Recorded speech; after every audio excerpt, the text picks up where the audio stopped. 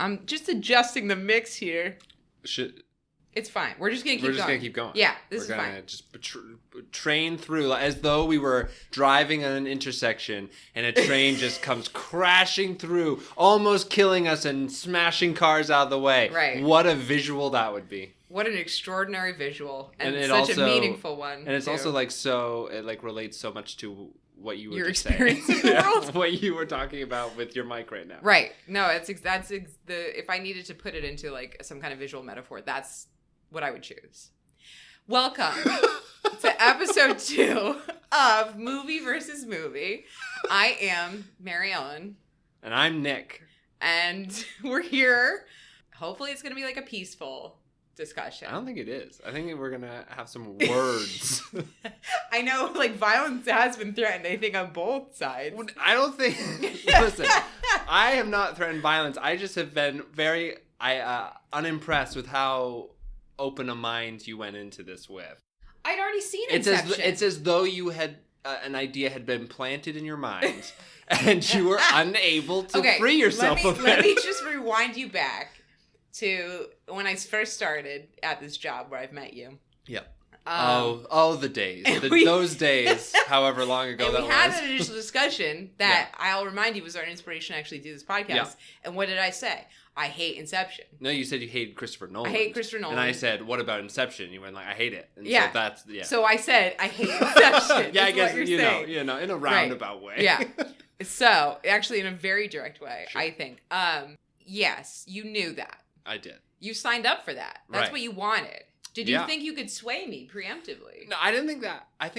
So what I thought was that like any other person or 90% of people. Sure. You would sit down, you'd watch it again and be like, okay, this isn't horrible. You think 90% of people enjoy the movie Inception? Yeah.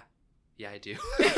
In fact, Rotten Tomatoes says that 91%. Okay, we're going to go back. Rotten Tomatoes, perfect pronunciation there. Was it wonky pronunciation It was. I'm going to keep it in. Oh, goddamn.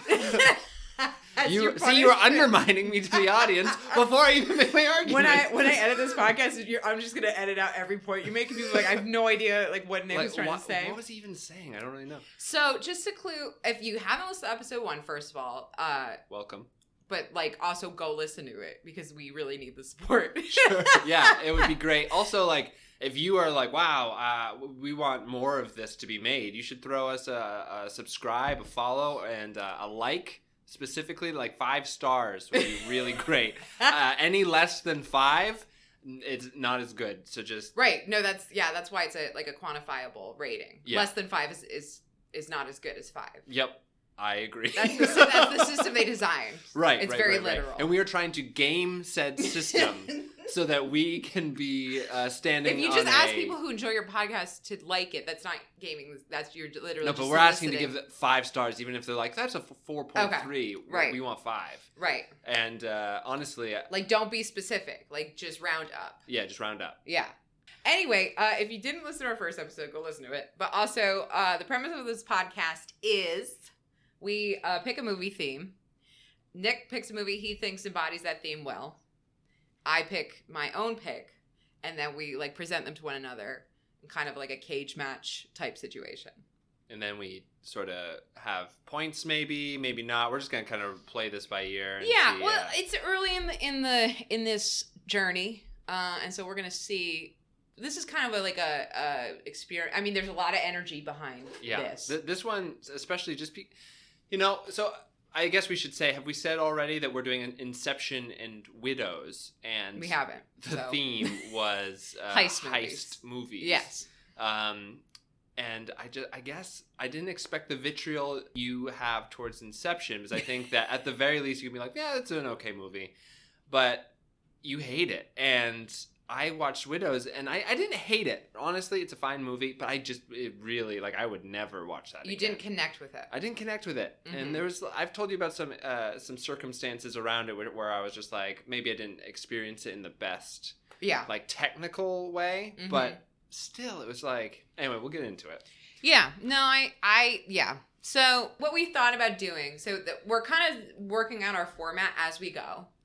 And so we're going to see, Yeah, we're going to see, like, how... my idea for it was we each pitch our movies uninterrupted to one another, because there's been a lot of interruptions in our discussions prior to this. Right. Yeah. No. You just interrupted me when I was explaining. Did I? The no interruptions I thought policy. I was emphasizing. You were like, no interruptions. I'm like, no interruptions. You're like my hype man. Yeah, I am your hype man. Yeah, I understand. In real life and now. I mean, like, that is, literally my job title. Yeah. It's weird that they hired one of those for me. I know, especially for, like, a real estate company.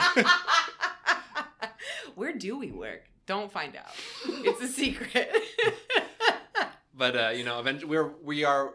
We'll reveal it. Yeah, one of the reasons why we're doing the pod is so that we can eventually move away from our day jobs. Right. And move into the zone, the realm. Zone, the fame zone. No, not the fame zone. The realm of buying water rights. Right. Oh, yeah. So, guys, this is our plan all along. We're trying to, like, lean into the apocalyptic circumstances that now define our lives. Yeah.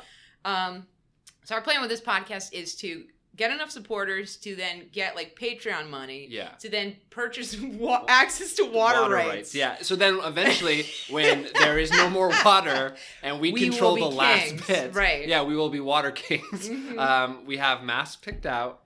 We are ready. And if you wanna get on board with the water kings, like, right away. Yeah.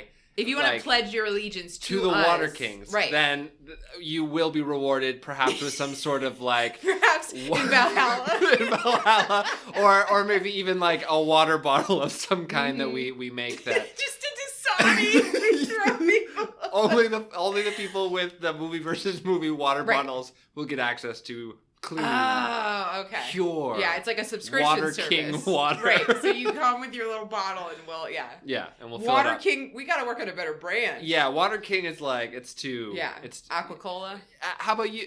Okay, audience. Mm-hmm. We are you vote on our regal titles of water lords, water whatever, but it should probably include water somewhere in there. Yeah. So that's our end goal. We just want to be open with you. Nick looks panicked. Like he's just actually confessed something. I just realized how off track we are. And I'm like, listen. No. Yeah. Well, that's true. I mean, the thing is, I'm used to a podcast that lasted 3 hours long. And so I would welcome and like court opportunities to get off track. So I might need to learn to not do that. No. I mean, this takes as long as it takes. If we need to be here all night to determine which is the better movie. Yeah, we have dry erase markers. I have to be up at 6. Ooh, it's fine. That's tough. I could just head right over. We're right down the street. Sleep here. All right. Anyway, my idea was one of us pitches our movie, uninterrupted. Yes. You just interrupted. I'm agreeing with you. You pitch this is a conversation. You pitch your movie. This is how conversations There work. are two parties in a conversation, okay? You pitch your movie, uninterrupted. Sure. And then, I guess we kick it off. Sure. Okay. Well then, how about this? You pitch Widows first because you're scared. I'm scared. I also don't know what format of pitch you want, so I'll just kind of adapt it mine to what. But I don't have I'll just start talking. Wait, so then just go. I'm so excited. I'm not somebody who plays by the rules. Who prepares in any way. I mean, you've seen my work performance. Yeah, that's true. I show up and things get done. Yeah, sometimes. When I feel like it. All right, here's the thing about Widows.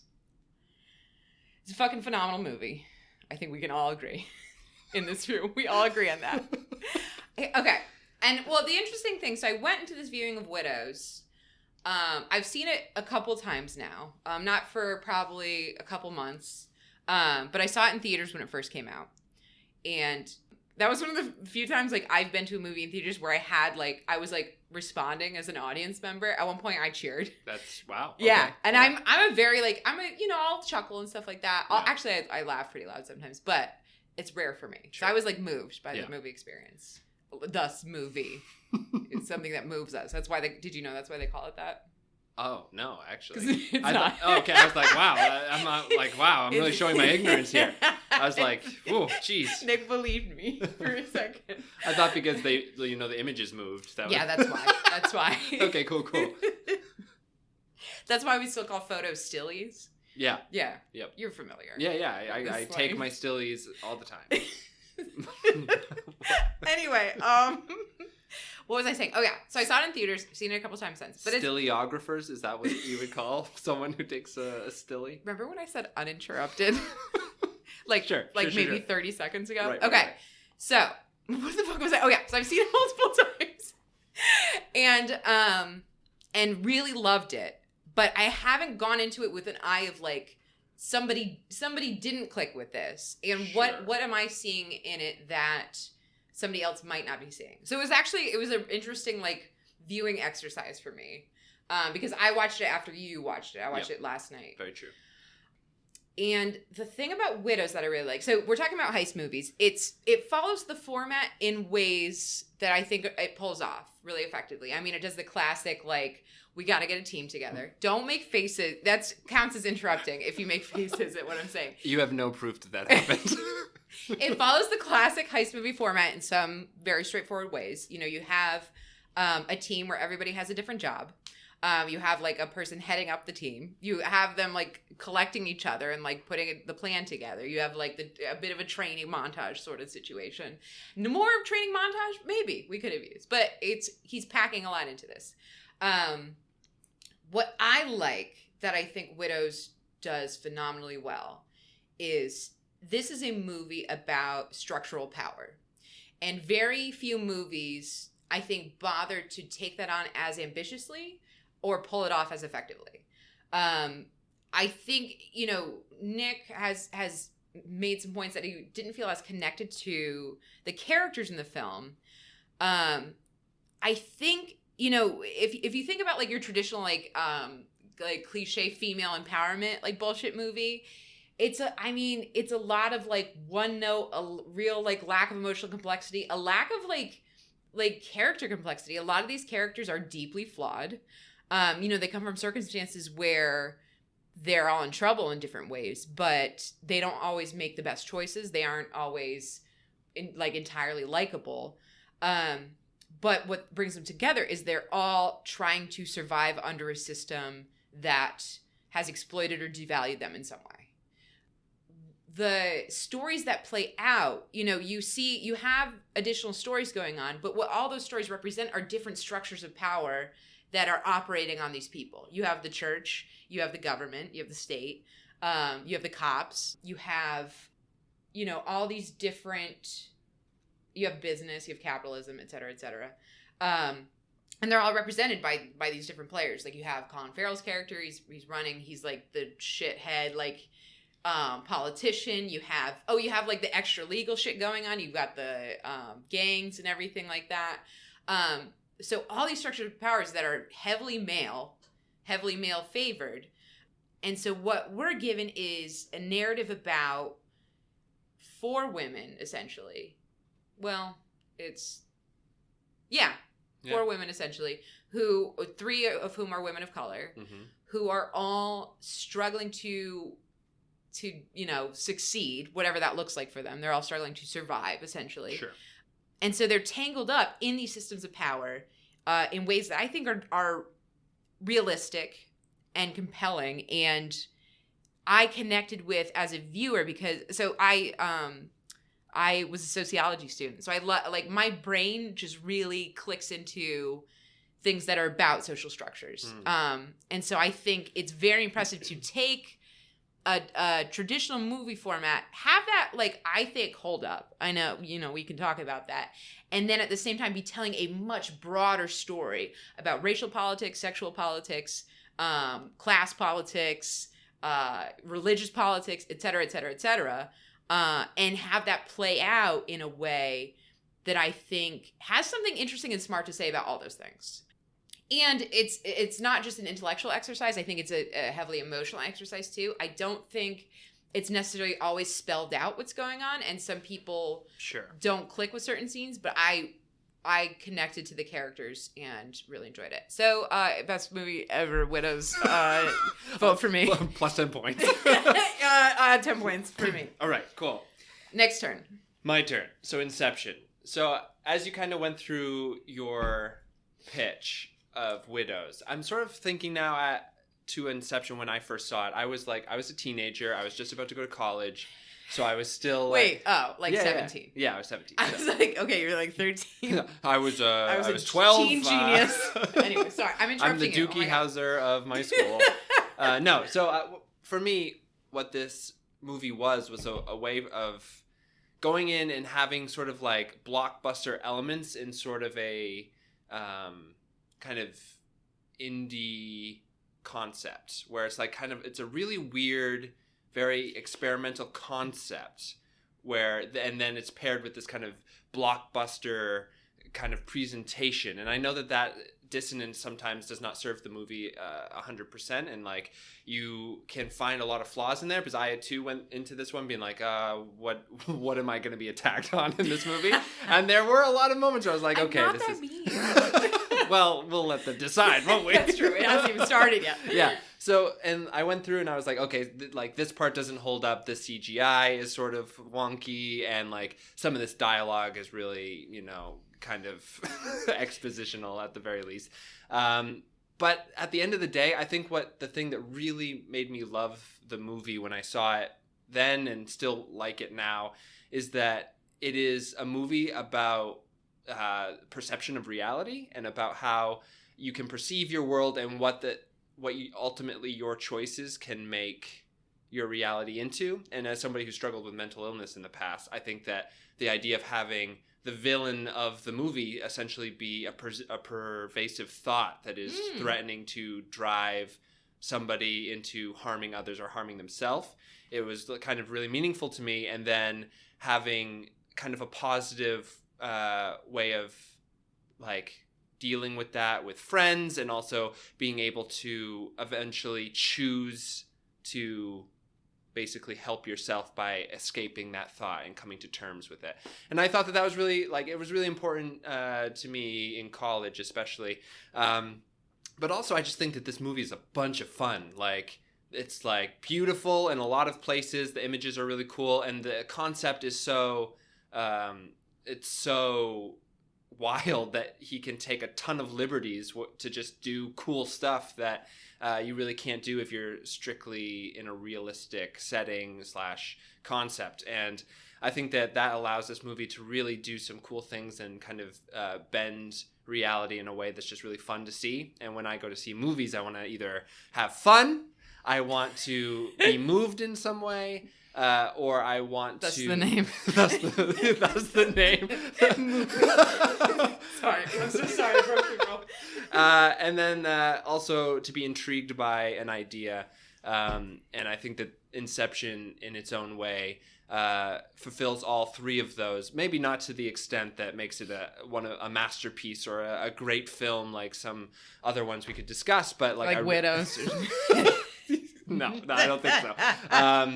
But I think it really is able to hold up as something that has defined sort of a generation of movies. I think that like it is still in our culture. Like, you can go online right now and type in Inception button, and you will get something that like the button that you can hit, and the bombs come out. Yeah. And like it's something that people are still talking about, like in the idea of being incepted, or Inception as a word is now kind of in popular culture and in the zeitgeist. So it is affected a much larger populace than I think Widows did. And if that's fair or not, it's not for me to say. I just think it's not indicative of the quality of a movie. Well, I don't know. I mean, like, if it is something that has affected a bunch of other artists, I think that it has artistic merit. Also, I wasn't done my pitch, and you just interrupted and started trying to pick it apart, and you're breaking your own rules. I was so quiet during your pitch. My fish? You did make faces. I did make faces because some of the things you said were wild to me. Maybe we should just jump into the actual picking apart of each other's pitches right now. But how do we talk about both movies simultaneously? I think we should start with one and then go to the other. Yeah, I agree. Which one do you want to talk about first? I mean, it's more fun for me to talk about Widows, because then I can just poke little holes in it. It's a lot easier than having to defend a thesis. Let's talk about Inception first. My thing was Inception. I've actually never heard the mental illness perception of that, which I think is really interesting. And the way, one of my favorite movies is a film called Take Shelter, starring Michael Shannon.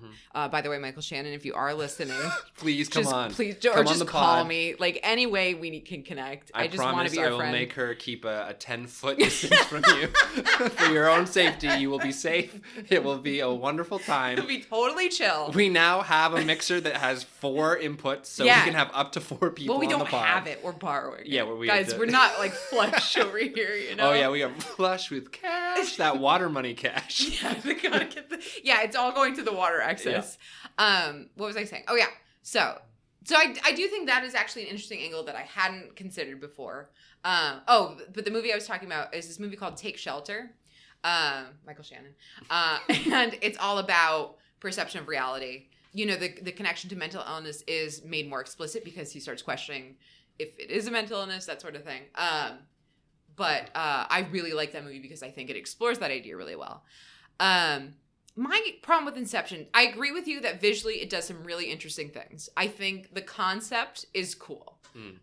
Like going into people's dreams, I think there's so much potential with that. I would also like to say that, like, as you said, it's like a really cool, like, the images explored are like kind of in their way groundbreaking, because if you remember at the time, no one had really done that like sort of thing. It was like when you saw the trailer, at least when I saw the trailer when I was a kid, I was like, oh my God, that is incredible. What are like the city is folding in on itself and all that kind of stuff. And I think then people are sending me all these clips from like animes that have done anime and like anime. I don't know just animation anime. in general. I'm too cool. Animation in general is just like a much more malleable and versatile art form, which is why I think that eventually we'll probably have to do an animation theme, because it would be so cool. But I'm a huge like anime and cartoon guy. Boy. I know. you dug yourself into this conversation, and now I am gonna keep on digging. No, so it's just like especially like Japanese animation has like a lot of really cool like Ghost in a Shell and what was the one you sent me? There's also the Dream Police one. Like, there's a bunch of things where they've already explored this sort of like... Oh, somebody mentioned the movie Paprika or something? Yep, that's another one. Which I haven't seen. Oh, yeah, it's really good. But I also think that it is... Because I don't watch anime. Because Mary Ellen hates anime. And if you like anime, she hates you. I just haven't tried it. Yeah. Well, we'll have to work on that. But I just think that you can't hold animation. Yeah, sure. But to say, I mean, he is borrowing some ideas. Yeah, I mean, but you're saying, what artist hasn't borrowed an idea or two? That's about, man. But yeah, I get what you mean though. By it was an audacious. It was kind of like it was undertaking. A big move.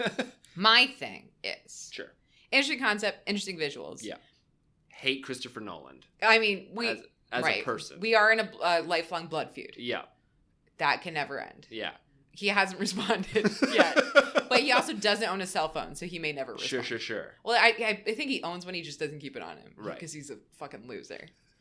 You heard me, Chris. I hope if you're out there, I apologize, and I think you should come on the pod to defend your movie. This pod is just like invitation. Please, if you're out there. My issue is the stuff I really like about movies. Yeah. Characterization. Sure. Relationships. Yeah. Growth. Sure. Women. Sure. I struggle with a lot of this in Inception. It feels like there's a very interesting. It's like a how the structure of a house has been built. Yeah. And then he kind of walked by away. An architect, one of the team members in the heist crew. By say an architect, and then he was like all set, and then just left, and there's like no actual walls or anything. Sure.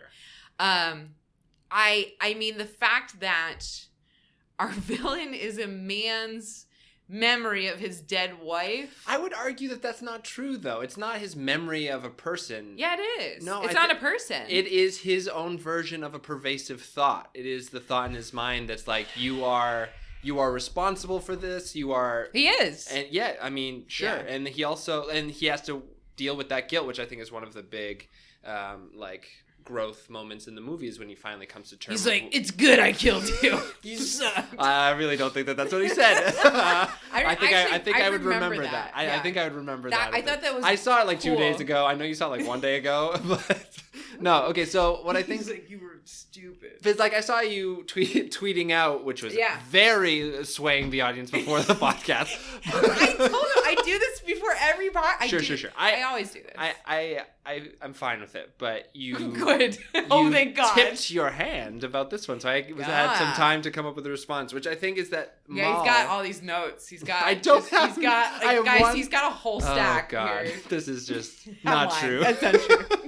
No, so when it comes to Maul, it's just like... Which I will grant you minus 5 points for the name. Name. Okay, the names in this movie, I will say minus 5 points. Yeah, Christopher. I have to get a pen and start. We have the board behind us. Oh yeah, guys, we have a whiteboard in this room. So minus 5 for bad names, and I'm okay with conceding that.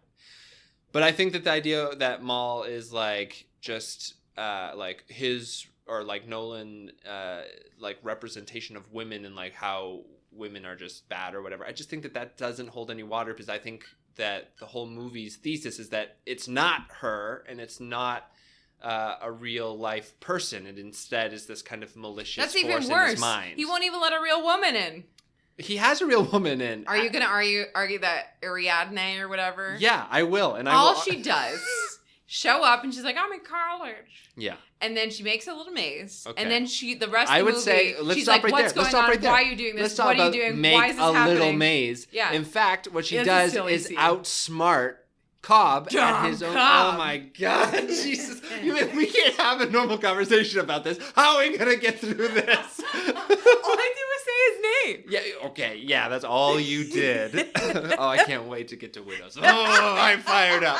Okay, no, so I think that what... I'm being nice. You are not being nice, and you're lying to me. Nicer. You are looking to me in the eyes, and you are lying to me. I'll be nicer. Okay, fine. My point was that I think that what she is characterized the first time you meet her is that she is smarter than Cobb. A boy. Oh my God!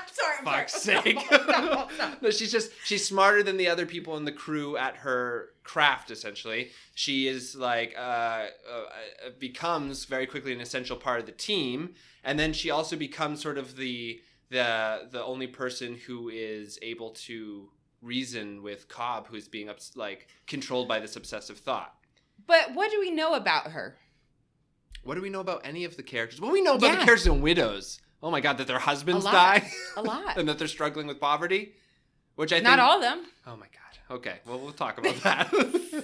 I think that what we know about all of them is about the same, which I think one of my other points that I would say gives it positive is that this movie can be interpreted in like 100 different ways. One of which is that all of these characters are purposefully made kind of shallow because there is the option of it being a dream the whole time. Which is so boring. Which is boring. I would agree. But Yeah. I think that there's a lot of theories Like about, they're all projections of Dom or whatever. of Cobb. And then there's like halfway through there's a moment where he spins the top and it falls off and you never see it spinning. And so it's like, did he enter a dream state then? And then the rest of the movie's like that. But I think that... Oh, yeah.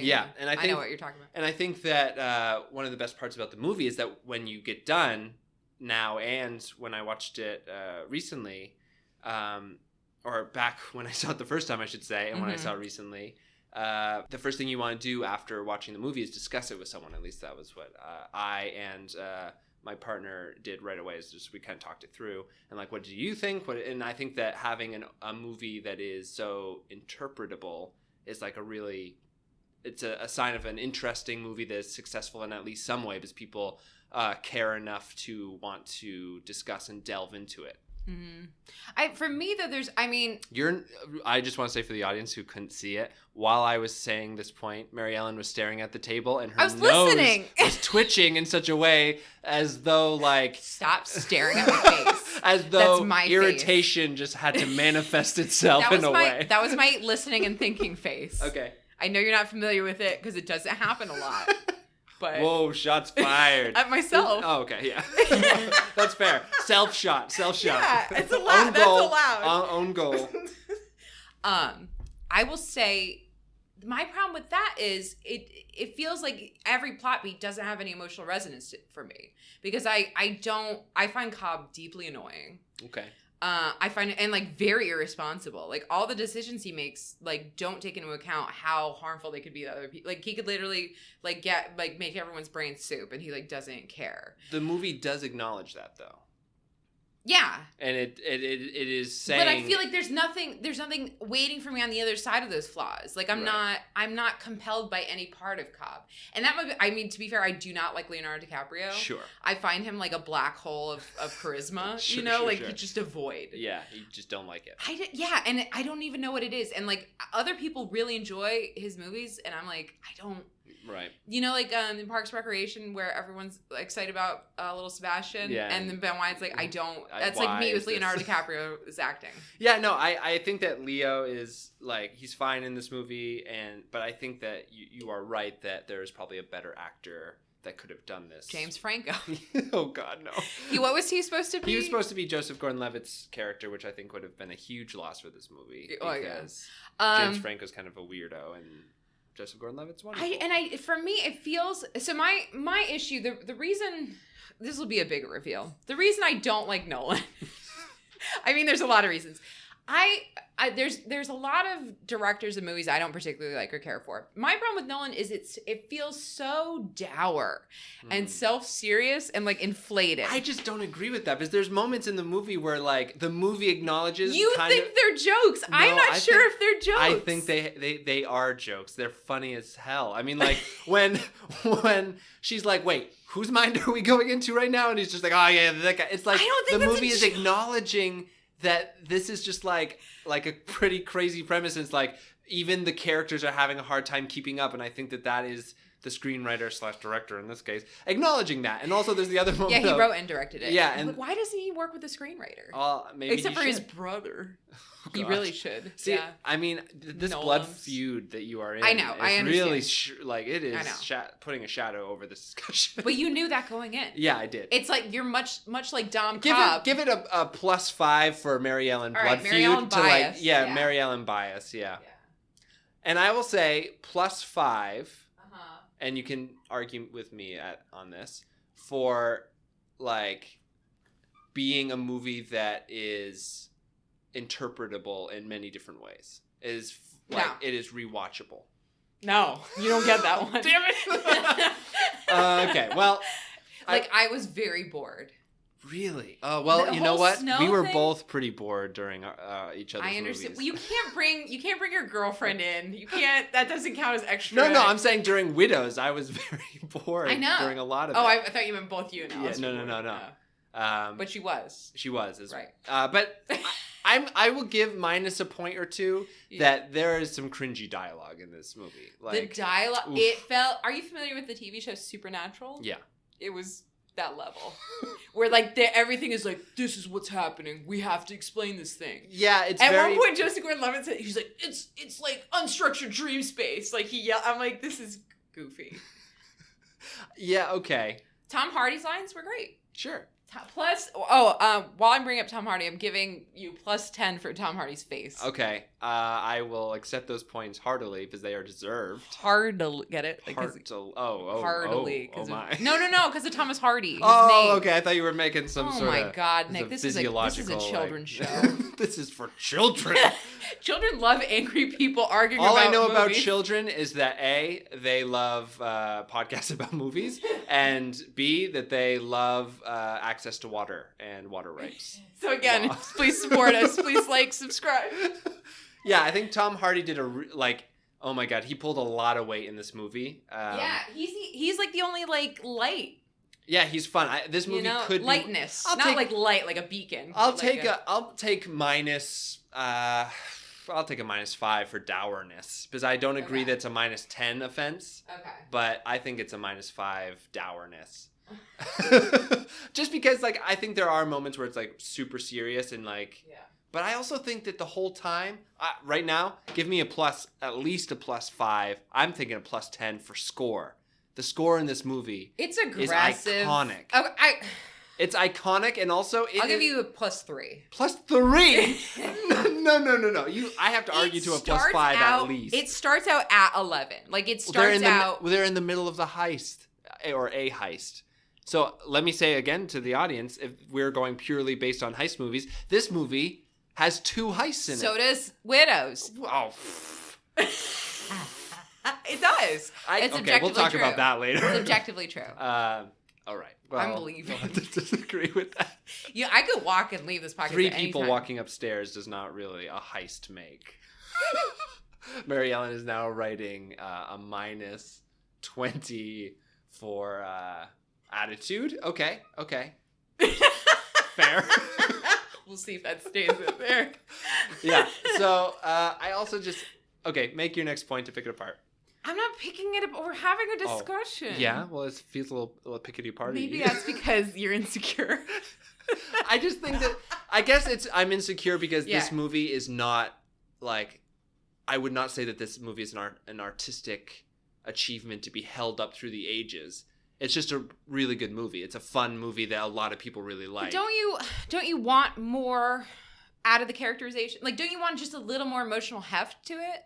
Well, see, this is the thing. Or is it just kind of like a self-insert sort of thing? So I'm going to get some more points here, and you've already agreed to this off air. But Cillian Murphy's face? Yeah, I think that Cillian Murphy pulls a lot of the emotional weight in this movie, and so it gives you a little bit of that. Because his relationship with his father, and like him dealing with the idea that he is a failure as a son, and just like then coming through a cathartic process to kind of come to terms with his relationship with his father, I think does pull off, at least for me, a little bit of that what you're saying that you want, which is like emotional heft. I think that it has that. And I also think that though this time, the second time I watched it, or the most recent time I watched it, because I have watched this movie a few times. 11 times. Once I have watched this movie in a social studies class, again in high school. What teacher? A very good teacher, actually. But I think was it in the context of like a lesson, or was it like I'm hungover? He was like, okay, so the Cuban Missile Crisis. Show him a video. No, I think that what he was doing is that's the end of the year. Let's watch Inception. Right. The Cuban Missile Crisis. He should have shown you A Single Man. I haven't seen that movie. It's a great movie. I would have seen it if he had a... Colin Firth. No, actually, Nicholas Hoult. Oh my God. Oh my, Nicholas Hoult. Schwing. What? I'm saying... He's an attractive man. Yeah. Right, but like there are much better ways of expressing that thought. Yeah, I'm not... Tom Hardy has the most kissable lips. I'm not going to give someone else that compliment. Right. No, that's I just won't do it. Right, it's very serious. You have to have standards. Yeah. Okay. Characterization. What's your defense? My defense was that Cillian Murphy pulls a lot of the emotional weight in that movie. I don't know. Yeah. I think he's a fantastic actor. And as I tweeted, I said the scene where him and Tom Hardy bump into each other on the plane has more just depth to it than like anything that happens in the movie. Because I think they are able to elevate the material a little bit. Sure. Because I mean, one thing Nolan is good at is casting. He's very good. I'll call him when I want. We're trying to get him on the podcast. What are you doing?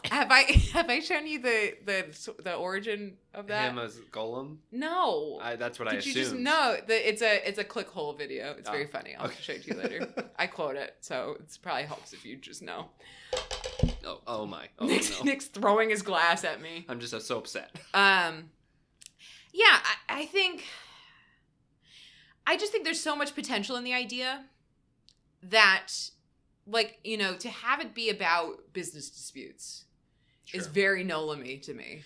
Yeah. I mean, and like, there's really cool stuff you could do with the idea of like somebody's like secret or somebody's idea in a dream is a physical, tangible thing. That's really cool. Yeah. And like hunting for something and interpreting it from that. Sure. I think it's really boring to have like confidential like paperwork as the thing. Like I think it's much. I thought the little paper. What do you call those things? Pinwheel. Yeah. I thought that was much cooler as like the idea is actually like a physical, tangible object. Sure. So I think part of my frustration is just disappointment. It's like if you have this kind of like big idea and the resources do something cool with it, it ends up feeling like I'm not really rooting for them to do it again because as I tweeted, the children could just leave the United States. Why can't they do that? I know the theory is like, oh, because it's a dream still or something like that. But what's the theory? No, I'm not. That's just one of the many interpretations. But what's the interpretation for like they're in reality? Why can't they leave the United States? Also, is Michael Caine Leo's dad or Mal's dad? I think probably Mal's dad, because why is he so chill with him? He doesn't suspect that he may have killed her at all? Well, I think that he has. Well, I think that both of the grandparents know sort of what's going on because they probably understand the idea of dream science a lot more. Sure. He is like but so my feeling is if you're a dude and this listen. Oh, no, let me finish. Okay. If you're a dude named Michael Caine. Yes, you're a little professor man. I am him. What? That was spooky. It was like he entered the room. Thank you for joining us, Michael. Why do we pick ourselves back up, Mary Ellen? What? That's not the line. That's from Dark Knight. I know it's from, but it's why movies. do we fall down? So we can pick ourselves back. You did it out of order. Michael Caine. Let me handle this, Michael Caine. Mary Ellen, how about you? I'm sorry. That get was your really head disrespectful. Out of your ass and stop being disrespectful to Sir Michael Caine, who came on our second episode. This is a big get. I know. No, you're right. I don't know why I had that attitude with him. Jesus Christ. You've clearly upset me, and I'm just lashing out. I'm sorry, Michael. It's all right. Continue on, Mary Ellen, my good friend. We're good friends. That's so cool. What the fuck was I even saying? Oh, +10 distraction. That's not fair. Was I? Oh yeah, I'm a guy. Yeah, you're a guy. And my Wait, daughter. I thought I was the guy. I'm the guy. Okay, you're the guy. My daughter marries some dreamy thief guy. No, it's a dream, like a literal. Thief. Yeah, I mean, you can think he's dreamy if you're. But he's not a dream thief at that point. Whatever. He's a dream explorer. Yeah, he's a dream explorer. She dies. Yeah. Everyone thinks, and she was declared sane by 3 psychiatrists, which I think is like overkill. Like, I think like 1 or 2 will do ya. Probably. I just like that line. Like, she went to 3. Like, was the psychiatrist to be like, why do you need. Anyway. She's meticulous. It's great. Malticulous. Oh. But did we say the reason I took points off for the names? Because it's literally me. It's it just means bad. Bad lady. I'm a guy. My daughter marries the guy. Blah blah blah blah. Right. She dies. Okay. Either I'm a little suspicious that like shit actually went down, or I don't want to get involved in this bullshit because like it got my daughter killed. Yeah, and I think that's probably why she's not going to send her grandchildren to France. True, but I'm not going to volunteer some like undergraduate to go jump into this bullshit. Right. Unless I hate her. Listen, I that's a flaw. I think why can't the kids leave the U.S.? Just put in like a line or 2 about why they can't. So the premise is flawed. So I'm not invested. No, you know what I mean? I think that is if you're going to take this movie, which is very sort of you're going to take some of the attitude points off? Yeah. I appreciate that. Or you're going to put them back on, really, because you subtracted 20 points, dear listener. That's way too much. It was a lot of attitude. Okay. So I think that... But you've calmed down. I think that if you're just going to go into a script that already is like... The idea is a fairly complex one, and the way he chose to dealt with it was by trying to tell the audience, like, exposition and stuff. Right. But there are ways of doing that. No, I agree, and I will take some minus points on that. I think that he could have been more artful with that. I mean, like in our last episode, I told everyone how in Rise of Skywalker, I would rather them show me what to feel rather than tell me everything. So I know that is not a really great way he did that, but I also think that he felt that he had so much kind of premise to get through to get to that emotional bit that he's like, it's just not a good use of time to go and pick apart all the, like, the small loose ends and stuff, because then it's just like, that's not as small as that. That's like his whole reason for doing the thing doesn't make sense to me. Yeah. Okay. Well, I just think that, and also trying I don't to get care home about to him see, anyway. But they're also not citizens, so how are they going to stay in France? They could be anchor babies. What does that mean? You've never heard? It's like a racist term. Oh, cool! I love how this podcast is already becoming a alt-right racist propaganda platform. Like Bill O'Reilly thinks that like immigrants come here and they have babies, and so they anchor here with the baby. It's it's like an alt-right like bullshit thing. Well, I think that I was making a little joke. I think that I don't find it funny. I don't find that making funny. A little joke. Well, I think that essentially that point is a valid one, but also that it can be sort of explained by other things that are told within the movie. And to be fair, like, I take an attitude with a lot of movies where it's like, okay, I'll sign on for whatever. Yeah. For me, it's just annoying because it's like so much is spent on the other stuff, like the details of dream architecture and all this stuff. It's like, couldn't you I think made this a little more airtight? I think it would be interesting to see someone remake Inception with like $20 million. How much did... Oh, like $180 million. Oh, yeah. I think like if you had like $20 million to just like do kind of a smaller picture, yeah, where it's much more based on like the actual emotional like journeys these people are going through, and it's less about trying to show off a lot of these like amazing visuals, which I still think are really, really cool a lot of the time. Yeah. Then you probably would have something a little bit more what you're looking for. You know, like how Scorsese recently called the MCU movies like theme park rides? Sure. Nolan, to me, feels like a theme park director because he's all about visual spectacle. Yeah, I think that this movie is definitely a theme park ride. I think downer one. Going. The dead wife like comes at you with a knife. It's that drop that lifts you up and then drops you down. No, so I think that when in regards to the theme park thing, that like even going down to the music, it is designed to get your blood pumping. Right. And so I think that it is maybe manipulative in that way of like, we're gonna make you feel like these kind of like tense. Well, he's like, always obsessed with like the theater experience. Sure. And I'm like, calm down. But I think that also the reason why everyone hates Scorsese for saying that is that there is... I hate Scorsese for making The Departed. That's different. That's totally different. But go on. But for saying the thing he said about the Marvel universe is that he's like kind of just removing an entire kind of way of making movies that I think a lot of people find a lot of joy and meaning out of. Sure. And so I think that by just saying like, oh, Nolan is just doing that is sort of the same thing, where it's not really... It doesn't carry any, I think... persuasive weight. So you're saying that I am just like Martin Scorsese. That's what I heard. In all of the positive and negatives, you're as talented. I'm as old. You're as old. You're as well spoken.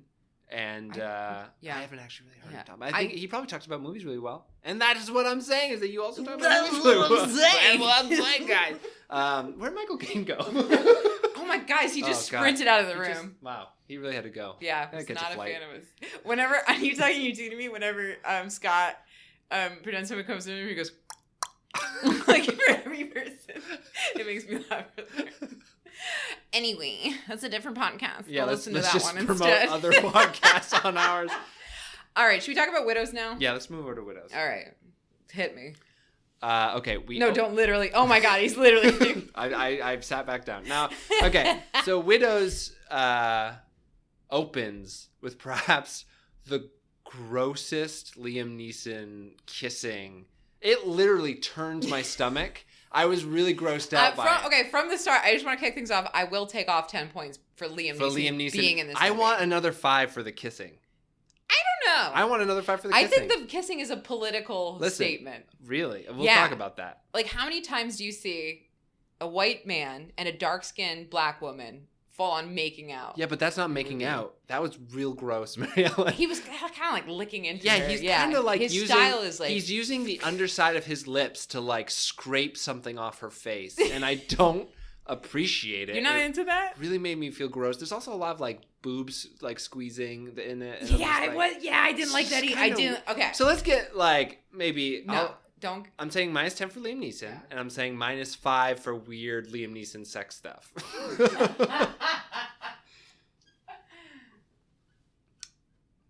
Yeah, it's also kind of weird that he like came out later and was like, "I like to hunt black people," and he was. That was so cool. That was what a cool chill guy. And it wasn't even like they're like, "Please tell us your opinions on race." They're like, "Talk about this movie." Like very thoughtful questions. He's like, "By the way, confession. I have an island." An asshole. Yeah, a real dickhead. So -10, I think, is appropriate. But I also just like, and then you kind of see all the other widows. They're not widows yet, but you see all the other couples, and then...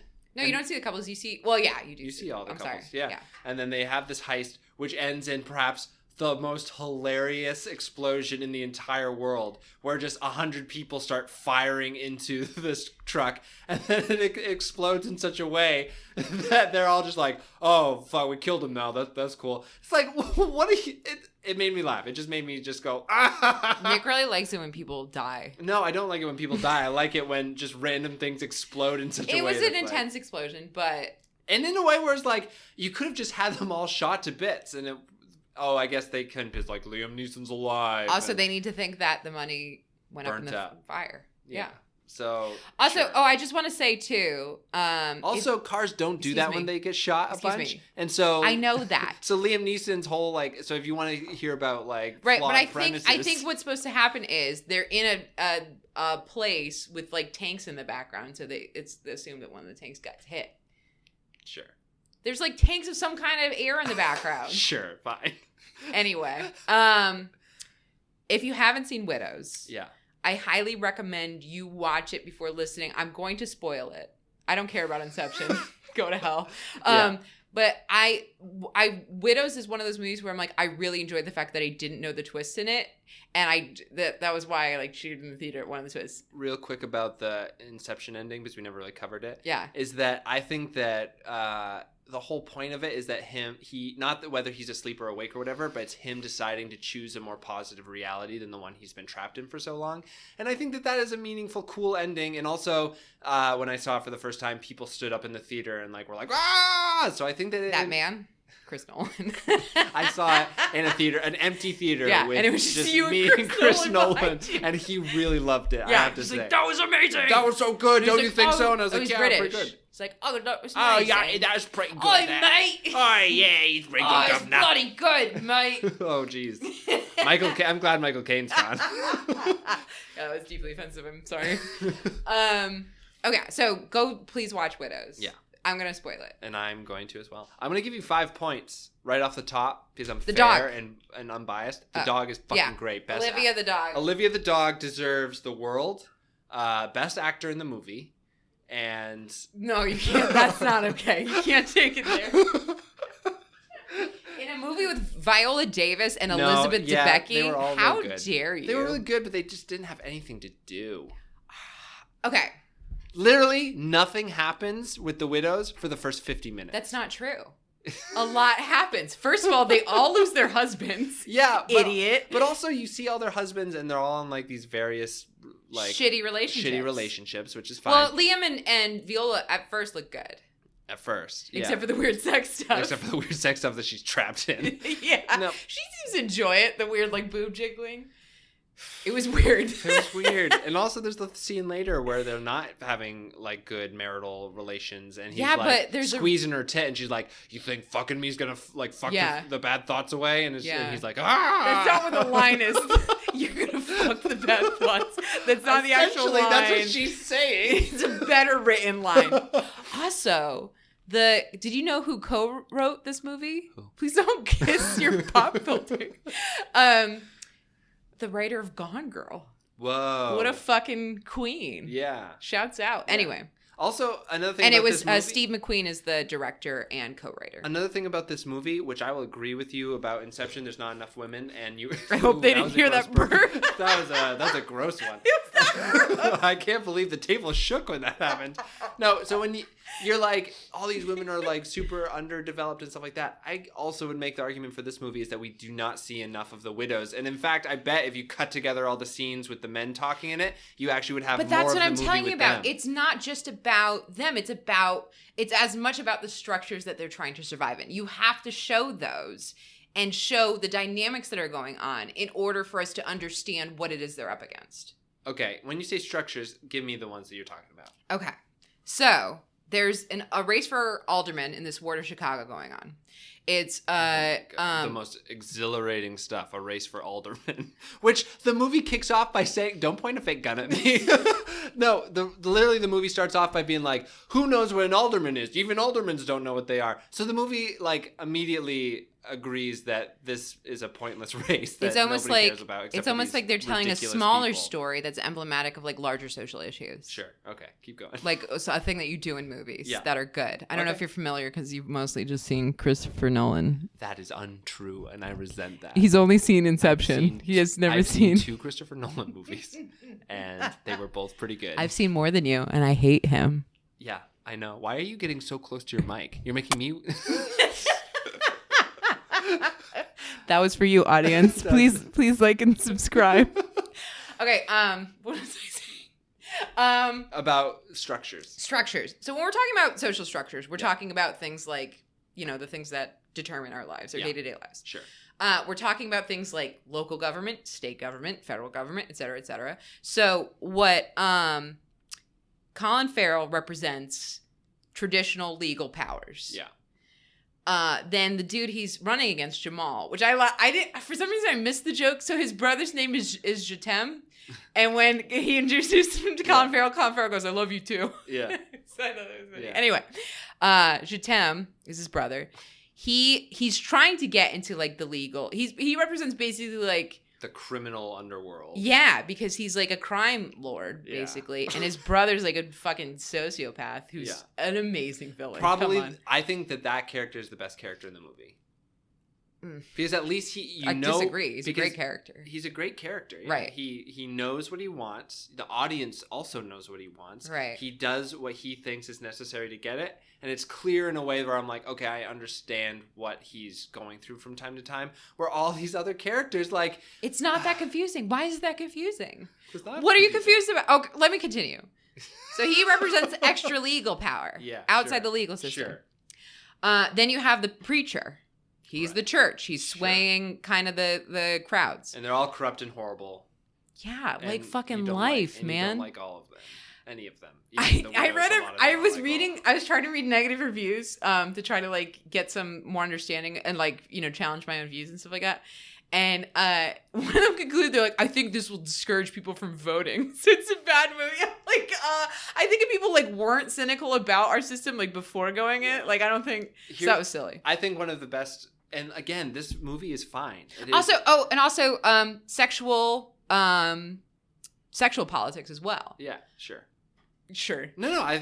You're seeing power act out on an individual level within all these relationships in different ways. One of them is abusive. One of them, he is taking the money and gambling it away. One of them is Liam Neeson. One of them we just don't really know much about. And so you're seeing gendered power dynamics play out in relationships where women are taking on a lot of the domestic duties. They're taking on the child rearing, home life, family politics. So that's another thing. Family structures. You're seeing that play out. And you're seeing the ways in which this limits them both psychologically and like tangibly access to. And so what Viola Davis's character, what she's going through is, when Liam Neeson is killed, her husband, she's a black woman who married a wealthy white man. Liam Neeson's a white man, yeah. Right. And Liam Neeson is different from the other criminals in that he is accrued social... He's a smart criminal. He's accrued social capital in both legal and extra legal ways. Like he has like the alderman is like his friend. Maybe they're on the boat associate. And it's like, why? How are these... Calm down. Let me continue. Can you explain to me the scene on the boat where there's just like... He's hiding Liam in the boat. Liam Neeson is just hanging out on this boat? Is that really what that scene is? He's hiding him in the boat. That's fucking stupid. You're fucking stupid. It's to clue us in on what the fuck is going on and the fact that Colin Farrell is in on it. Yeah, I think he's keeping it. He might not be because later on we see him elsewhere. The only relationship that is like pretty firmly defined throughout the movie, at least in my opinion, is the one between Colin Farrell, who cannot hold a Chicago accent. That's not my fault. No, it's not your fault. No. But neither is what's his name? Leo DiCaprio's sinister face. Charisma voice. Yeah, charisma. That's not your fault. All right.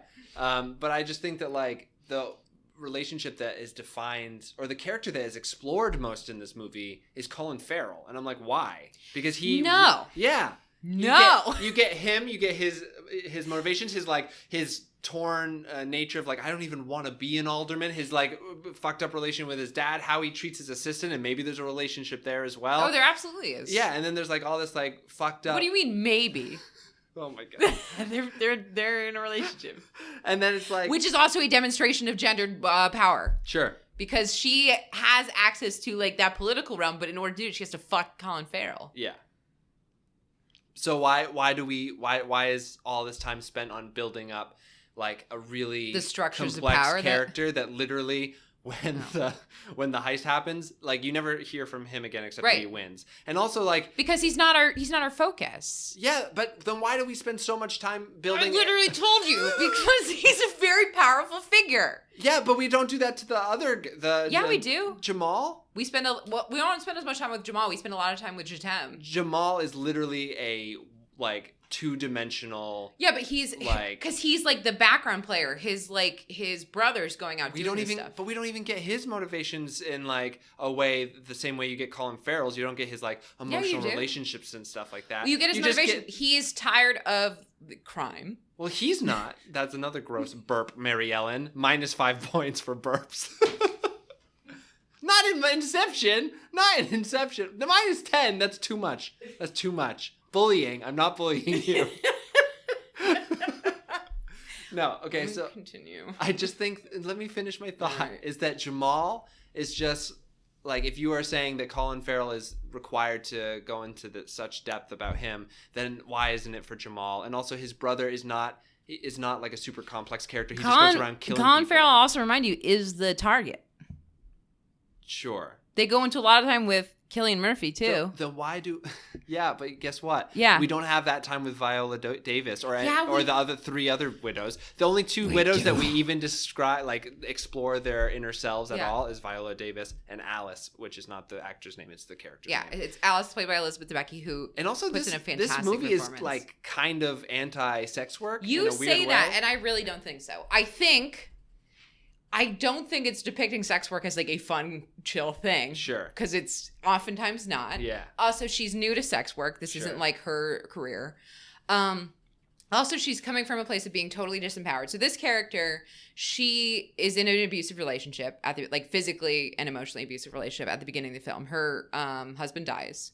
And he was providing everything for her. And so she doesn't feel equipped with any skills to be able to stand up for herself. And we also see her mother is abusive as well.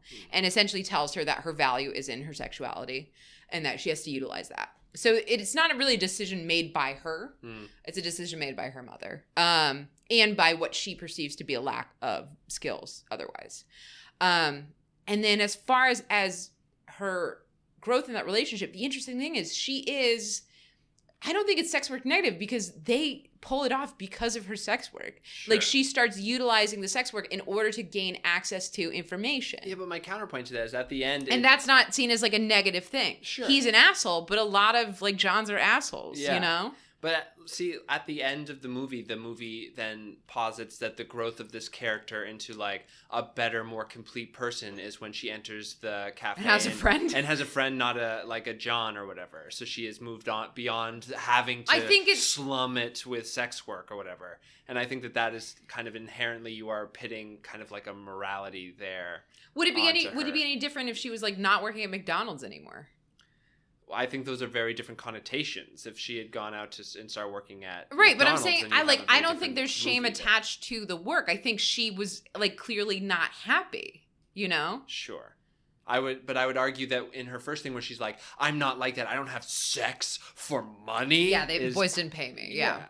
It sets up an inherently negative view. That, I think I'd be interested. I'd actually be genuinely interested in seeing. What like actual sex workers thought the depiction of this. Because I'm like I'm just speaking from what it struck me as, but like and the sex work that she's doing, she's like a sugar baby. Yeah. So she sees a guy and he like provides for her and stuff, but he does not use any foreplay. That was like not cool for her. That's not cool, man. Yeah. Also, we should take this moment to say. This actor, Luke Haas, is in both these movies. Yeah, the Inception Widow's connection is that they share an actor. We're going to give points to both movies. Yeah, both movies for the Haas connection. The Haas cinematic universe. Yeah.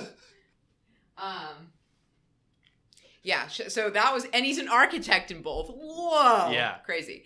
I don't think, here's the thing. This movie is murky about moral positions. I don't think it's trying to preach. You know what I mean? I mean, I think it's overt in some of its like moral judgments. Sure. There's a pivotal scene where young black boy gets shot by a cop in a traffic stop, and that has what's been like, that was the inciting incident. Exactly, because that altered, the Viola Davis character, whose name I keep forgetting. It's Veronica? Veronica, right. Yeah. I knew it was like close to Viola. And honestly, that's the limit of, I don't remember any of the other Veronica, characters' names. Alice, Linda. Fine. That's Michelle Rodriguez's character. Okay, cool. And she was like really done dirty by this movie. This movie did not let her have like a real Let's story. talk about the scene you have an issue with. Which one? The kiss. The kiss? Yeah. Okay, let's talk about that one. Yeah.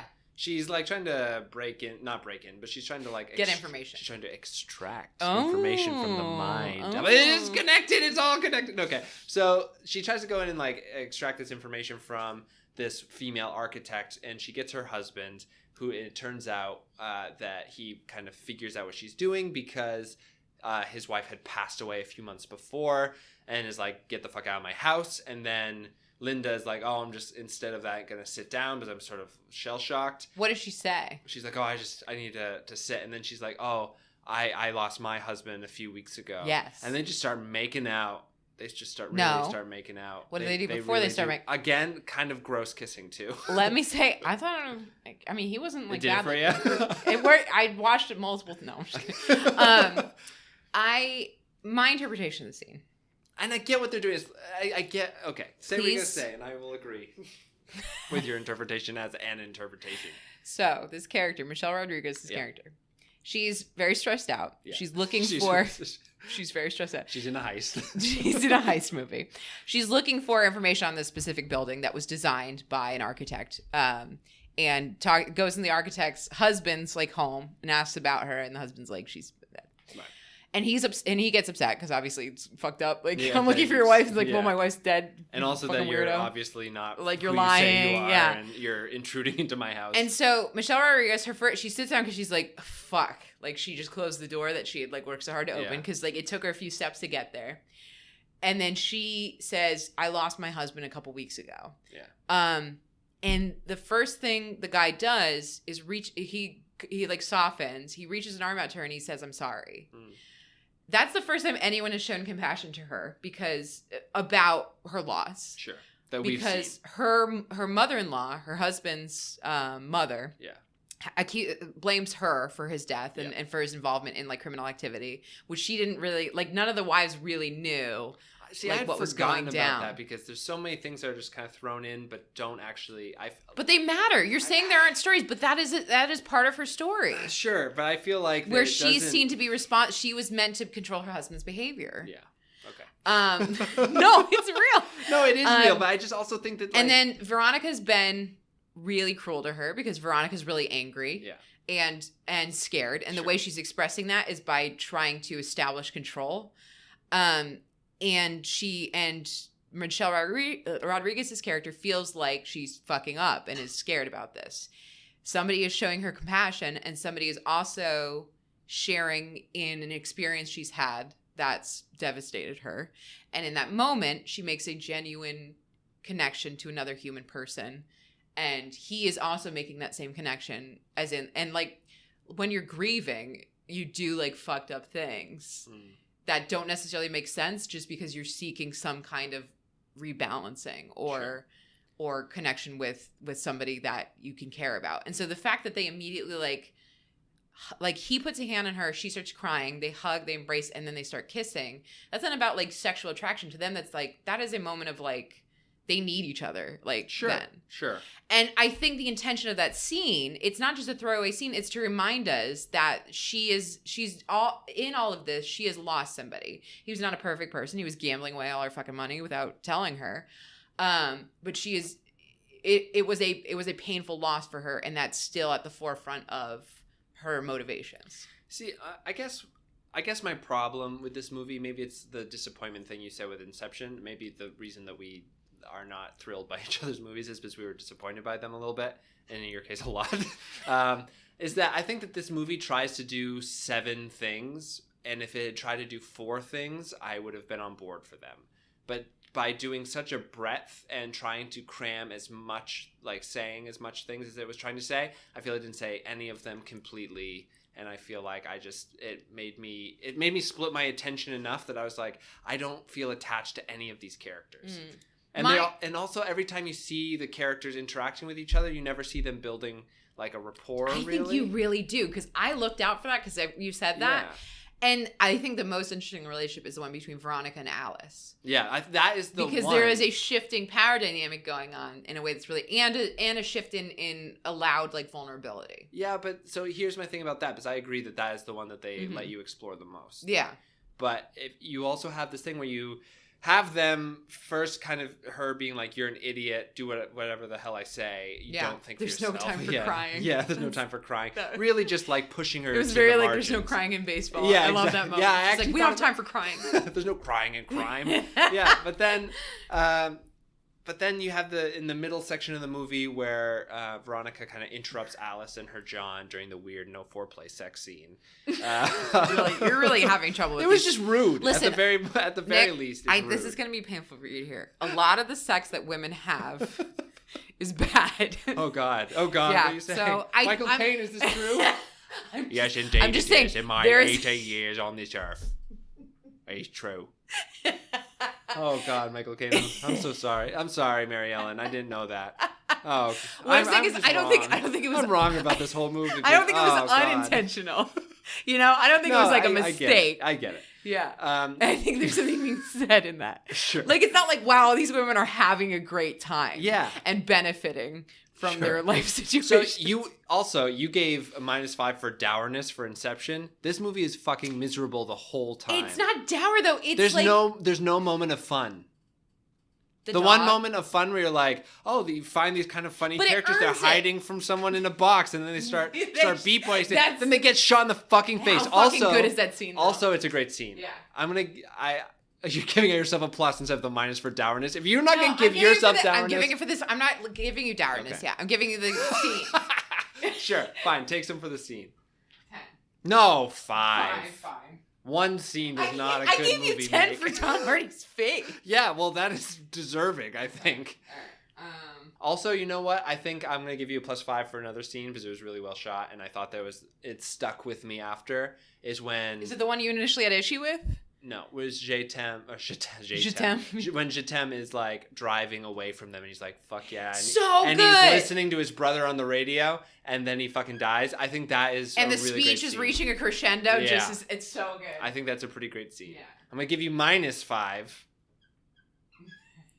for the scene where we talk, when we just watch the outside of a car drive for 5 minutes. Do you know how many people said that was like the best shot of like movies that year? Do you know why? I asked you a question. You never answered me. I get the whole thing behind it. It's like, oh, you're not seeing the people who are actually in power. No. You're not seeing their true faces or whatever. Okay, what's going on outside of the car, Nick?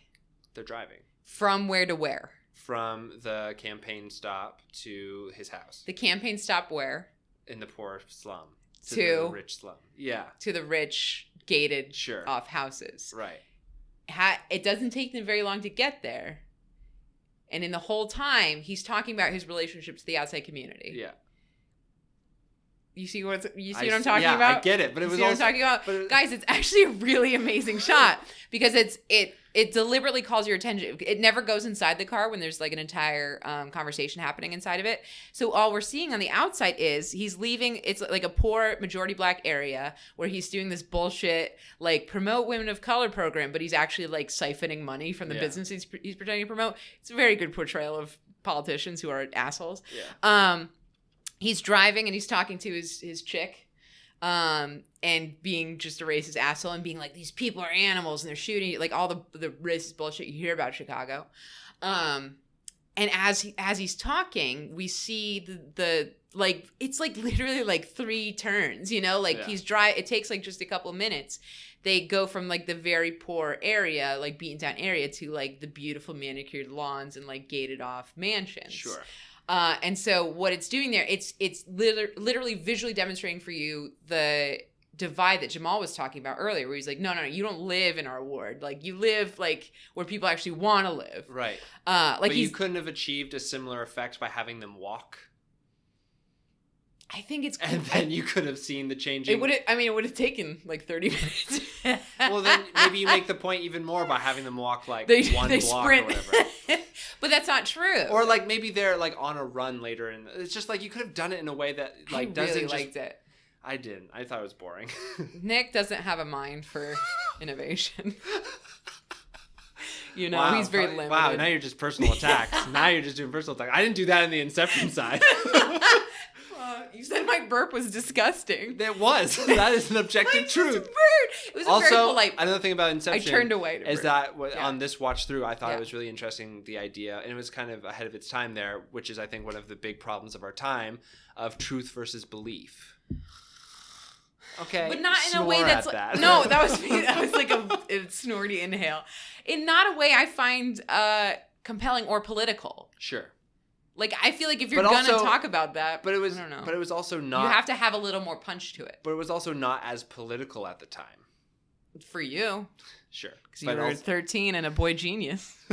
And I was in medical school. And you're in medical school just trying to get by. I was a really handsome blonde man trying to just, yeah. show my other doctors that I am just one of the boys. Right. I don't know. Is that what Doogie Howser's about? I've never seen an episode. Me neither, actually. I just know it's Neil Patrick Harris. Well, we'll cover that in the next episode. We're going to veer into TV and then come back to movies. Yeah, well, it'll be a Doogie Howser focus, I guess. So, listen, I like Widows. He's waving his hands. I'm getting bigger here. Yeah. No, so here's the thing. Widows, I think, is exceedingly well shot. I think it is way more interesting in the ideas that it's trying to tackle, because it's like very like gritty, like real hurtful things that people have to deal with on an everyday basis, and not just kind of like about the everyday indignities of like being a woman in the world. Sure. But then especially like a black woman or a Latina woman. But I just don't know why then and like my partner also thought this as well. Like, why did they spread everyone's attention so thin so that you couldn't really connect with the four widows? And I feel like one of the widows who you're just sort of supposed to write off, which is the one who's in league with Liam Neeson. With Satan.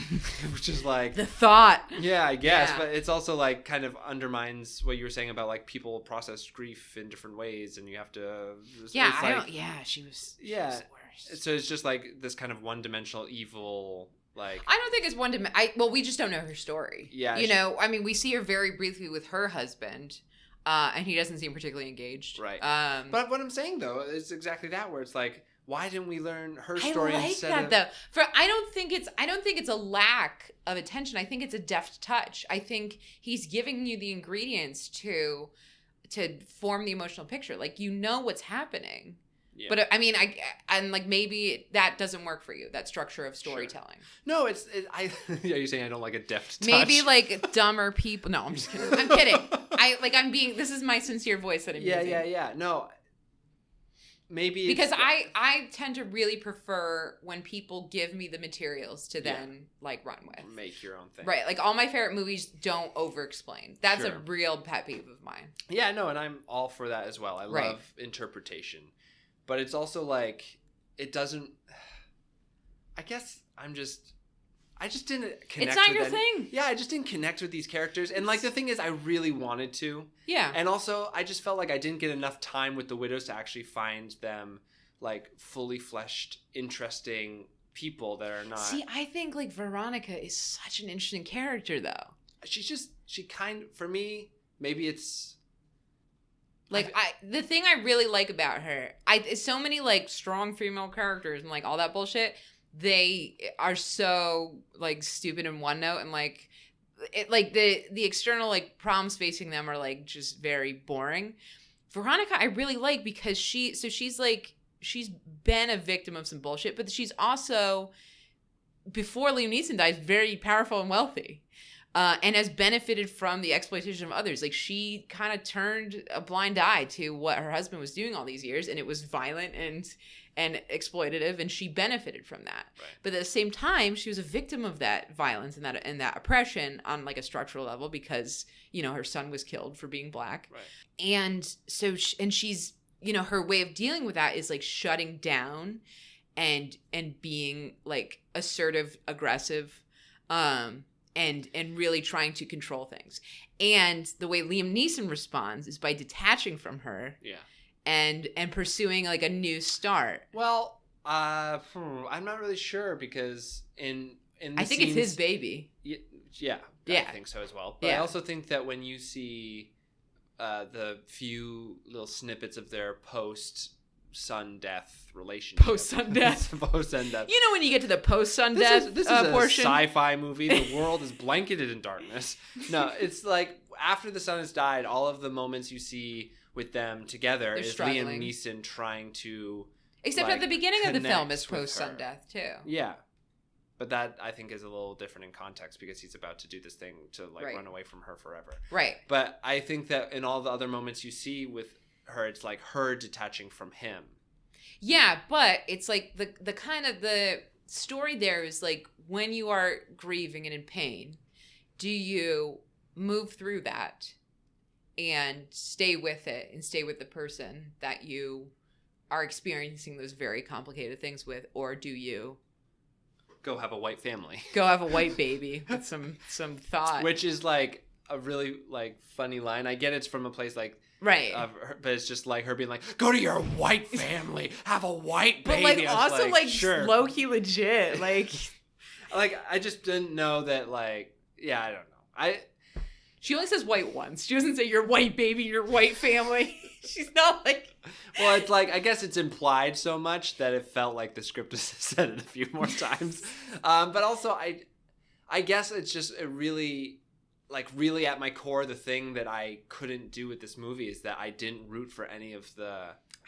I was rooting for like all of them. I liked Alice because I thought that we actually got to see her, even though I think that what it was saying about sex work was not what I personally Whatever. believe. But I'm pro sex work. yeah. No, I'm not saying about you. I'm You're saying like, about this the movie. clearly shows your that Mary Ellen allegiances. is a terrible person. Her politics are all wrong.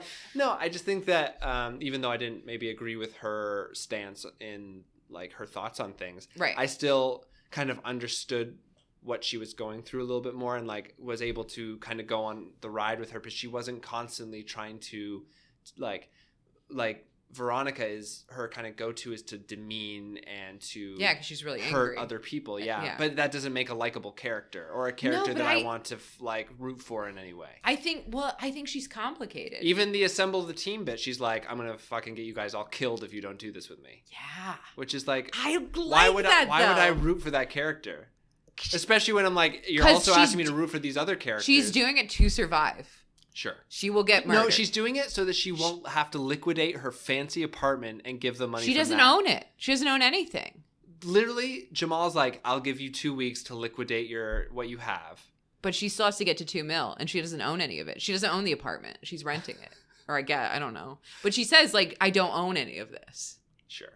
I just think that she has that Escalade that would have gotten her. She just gives that away to Bash. Also, Bash is like such like you said, the like implications of what's going on with Bash. That character is just like, Well, he's not an important character. It's as though somebody started writing him and then just was like, I'm kind of bored, and then just had him killed. And it was just really like, why would you give that much implied detail to a character that we're just What do supposed you to mean sort of write implied off? detail? Like he definitely has some sort of like impairment.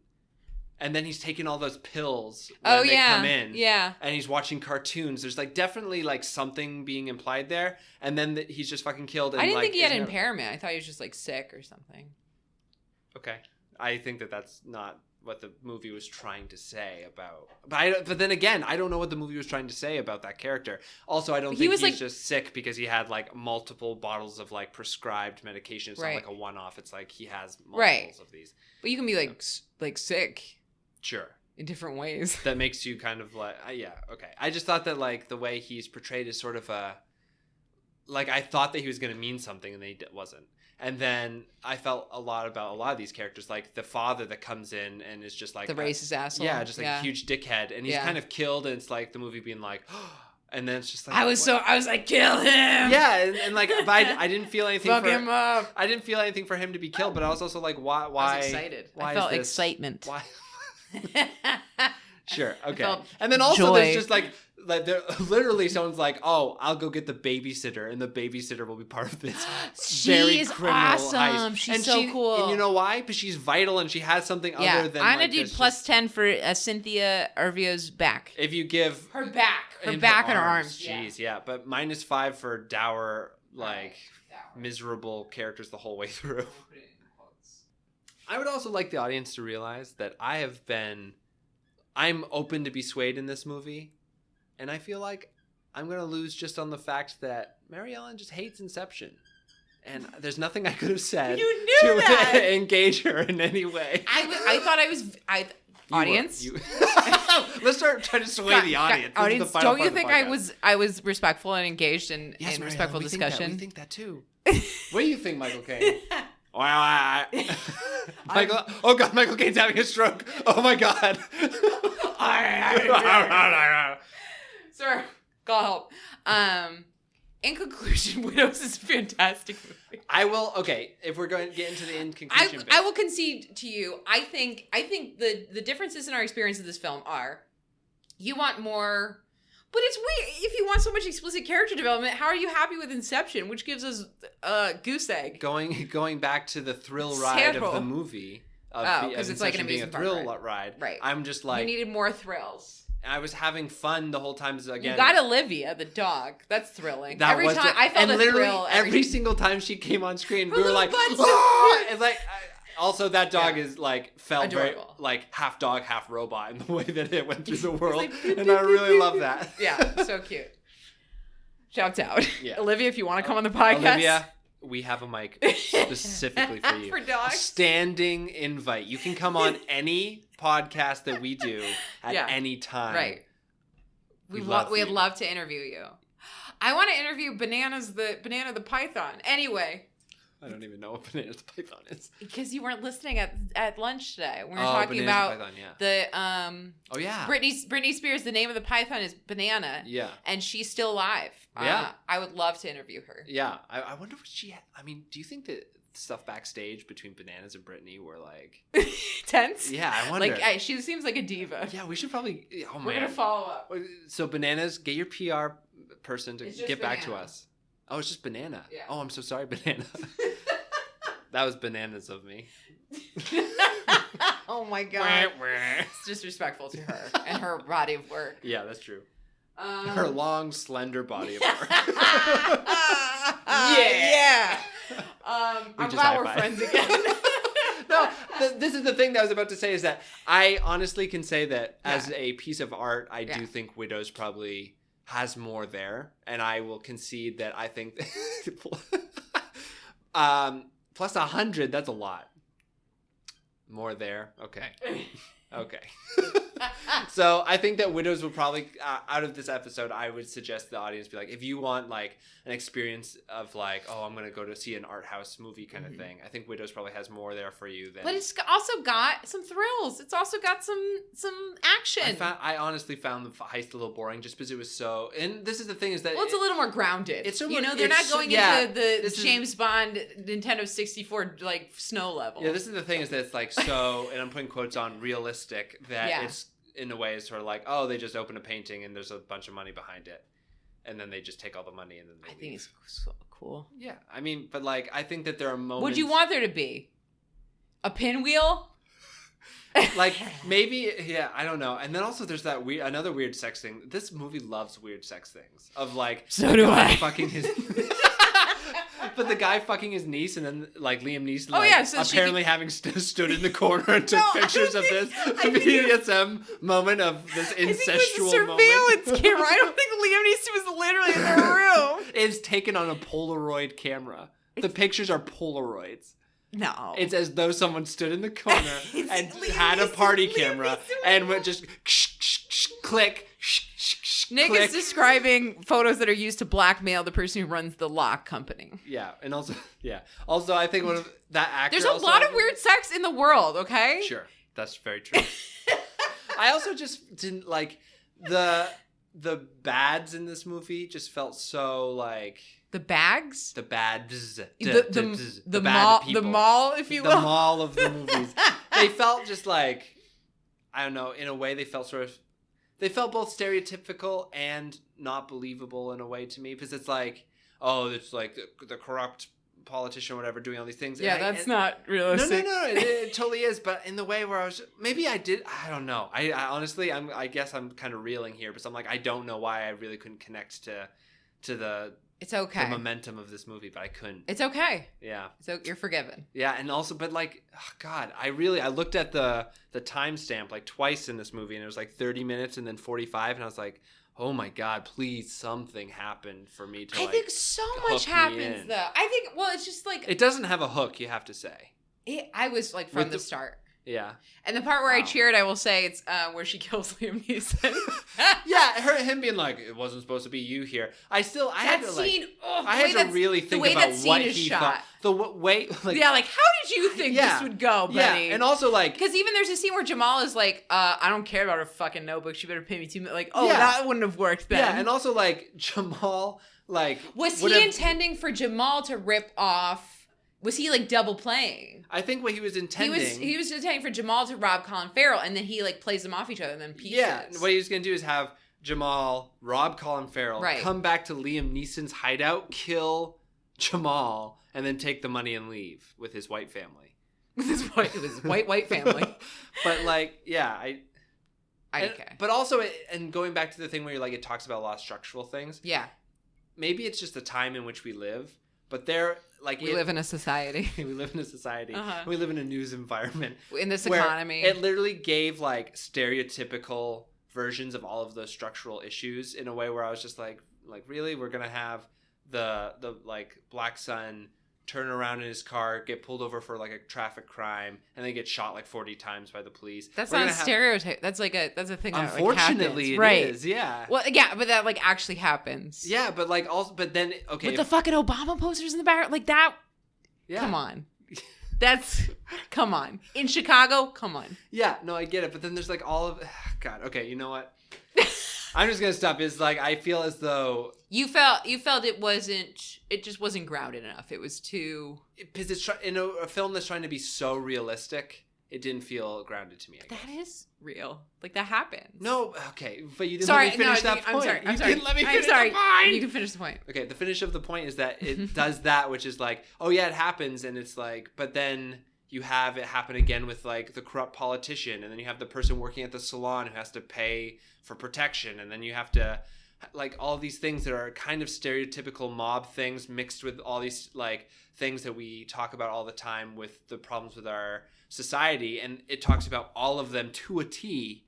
That's just like, okay, sure. Like, I wish he had picked, or I wish that the screenwriters and the director had picked a few less. Same with the storylines. Like, you wish he had bitten off a little bit less. Yeah, because I think it tries to do a lot, and it comes up a little short enough that I was like, it's a fine movie, but I would probably never recommend it. Like, well, guess we agree to disagree. But this is the other thing, is that Inception and Widows, if you look at the Rotten Tomatoes scores, have almost inverse audience versus critical acclaim scores. So the audience liked Inception more, and the critics liked Widows more. And I think that is probably... That's because I'm a professional critic. Because I am an experienced podcaster. Yeah, and I think that that's probably indicative that... I did see a lot of critic reviews that were like, I didn't fucking get it, so... Yeah. Well, and I think that I really just wanted to spend more time with the widows and like feel out a little bit more of their relationships and see how that's growing. And also the way they prepare for a heist is like one time they carry heavy bags to a car, and it's like, it's a heist movie. I want to see more of like, well, they like cage the joint and stuff too. Yeah, that was an interesting part. I like that part. Like, once you hit maybe the 65-minute mark, I feel like it starts picking up the heist movie. That's the climax, yeah. But that's how a movie works. But yeah, the climax shouldn't be, okay, let's start to have something happen. That's not... Whatever. Yeah, so I guess we agree. Podcast. This is the end of the podcast. And my job. So never to see you again. You'll never see me again. I'm going off into the night. Yeah. So yeah, I think that we probably ended up discussing Widows far more than Inception, because I feel like Inception is a simpler movie. For simple no, for I'm simple kidding. minds. I'm kidding. But again, I think that it goes back to that Martin Scorsese like theme ride whole thing, and I take that, and I also just think me and Inception, Marty have a lot to say. Yeah, I think Christopher Nolan, he may not do a lot of things that you like, but I think that the way he treats time is really interesting in all of his movies. But like, get a new bit. Well, I actually have a personal thing that do you adhere to time? Yeah, I am controlled completely by time. No, but I think that Prince didn't believe in time, right? Or he like anyway. Man, continue. Rest in peace, Prince. God, we should get Prince on the anyway. Ghost of Prince, if you're out there, Prince, if we can, you also have a standing offer to come in at any time. Possess one of us. Imagine if we got the Ghost of Prince. Like that would be a huge get for us. Yeah, that'd be a huge get. I think that we would go from like 600 listeners to like at 800? Least, right? That would be crazy. Maybe 900. Yeah, and then we'd buy all the water rights. Then the water rights, and we would be the Prince of Water. To collect you and I. We would both be being possessed by different aspects of Prince. Different aspects of together, we would be one Prince of water. Great. Yeah. But what I was saying before was that I think that I don't know. I think that Widows obviously is probably the more important movie. So I give you this win. But also, if you look at the way the heist is treated, I think that this is less of a heist movie and more of a social issues or something. Yeah, I think it's more of like but the heist becomes about, I think, earning back your stake. You know, like getting like the heist is survival. The heist is like getting out. You know, and then she just gives like an undisclosed amount of money in a bag under a table to build a library named after her son. Yeah, no, and I get that, but and I guess oh, she still is hurting about this, but also it's just like maybe it was like later and she invested it, and so she got. And then and then she goes back to Alice and is like, "Hey, what's going on?" No, and then she the smiles first time for, you see her smile in the entire movie, and it's like, well, what that shows is she's starting to like move through all the pain she's been experiencing and open up and be vulnerable by building a library, by memorializing her dead son. How dare Yeah, so I think there you go.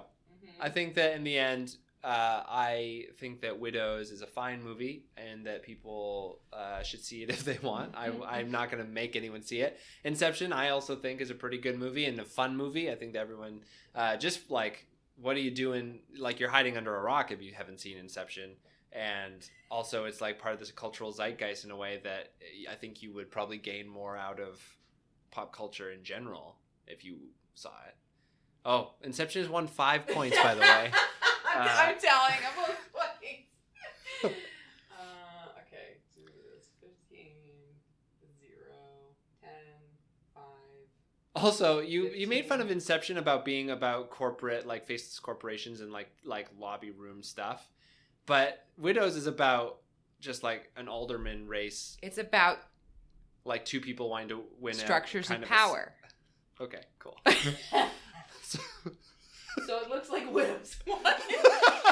The score is 125 for Widows, 5 for Inception. Okay. Tough fight. How you feeling, Nick? I feel like I didn't make like my points well enough. I think you did great. Clearly, when facing, you made it above 0, and that's more than I expected you to. Like, yeah, all I ask of you is that next time we do a movie, you don't make me watch Liam Neeson do weird sex stuff. I'm gonna exclusively choose movies where Liam Neeson does. Can we at least have? Boy. Oh man. Oh jeez. Maybe it's like something that I'll get super into later. I'll be like, oh yeah, Liam Neeson scraped that face with your lips. I didn't know where that was going for a moment. Just snake your tongue out and like lick her weird eyeballs like snake. A lizard. Our next theme is Oscar movies. We haven't decided how that's going to play out yet. No, I thought we did. I think it's interesting that you said Oscar snubs. Yeah. And what I think about that is that we take it and we say things that were not nominated this year for Best Picture. Yeah. That we think at was least the should be best on the picture list, this year. You know? Yeah, but I haven't picked one yet. I have. What did you pick? I think that I want to do... Oh, God, there's so many. There's so many. Oh. I mean, I kind of just... Wait, have you seen Booksmart? Yes. Okay, and you, audience, get ready for this. She did not like Booksmart. Is that what I said? She said it's fine. That's not the same. That's as what not I said liking about. it. That's what I said about Widows, and I did not like Widows. So I said Booksmart was fine. It's better than fine. my God. Oh my God. Maybe I should just pick it to make you watch it again. 'Cause it's fine. But no, I want to get one that we maybe agree on more. So maybe let's do. Because you need to recover. I feel Yeah. like, whew, I understand. my heart hurts. You did great. I feel like I've just run like 10 minutes. All right, here we go. Yeah. Oh yeah, Hustlers. Oh think yeah, I want to Hustlers watch is- I Hustlers. think Hustlers is great, and also the Everyone's Lighthouse. saying J-Lo was snubbed. I also really like Lighthouse. Did you see it? No, but I want to see it, so you should pick Lighthouse. I'm not gonna pick I don't think it'll be because I didn't like the Vivitch. The bitch. So I don't think I'm gonna. Ad Astra's supposed to be really good as well. I haven't seen it. Oh yeah, Space Dads. Space Dads. Also, again, dad stuff. Dads in movies make me cry. I understand. Luckily, every movie is about a dad in some way. Every video game, dad. Yeah, I'll pick Hustlers. Oh God damn! What am I gonna pick? Pick one. Do you want to see the list? You could do the farewell. Have you I'll seen work The on it. Farewell? I'll work on it. No, we have to. I know, but I'll record a thing being like, "This is what I'm gonna do," and then cool. I'll be like, I'll just insert it here and be like, it's definitely the same time, and this is what I'm gonna pick, and it'll be Talk like about a movie that really lets you sit with the powerful female characters and like really get attached to them. Hustlers, man. I haven't seen it. Okay, well you're in for a treat. A trait. I am sure. I know. I would want to like pick that one. Oh, do you want to pick it? And I'll pick No, another? it's fine. I'll figure something out. Okay. I'll tell you the pairing. I'll edit in what we're pairing. I don't know. So thank you so much for listening to our first actual podcast. Well, yeah, this is like In the the first time real we've format. used the format. Let us know what you think about the format. We can change it. Yeah, we can change it. We can also edit it to make sure that it's not. If you thought that the actual fight part was fun, then we can just get rid of the non. No, people like the discussion. The discussion, I think, is the discussion. The discussion. No, I think the discussion was cool. I think Yeah. that when we were talking about going through sort of our feelings about the movies, I kind of wanted to just pepper stuff in throughout there. Because when you were saying it, I thought of it, and then I don't think I said it when we. You should have taken notes. What am I? What am I? Michael Caine?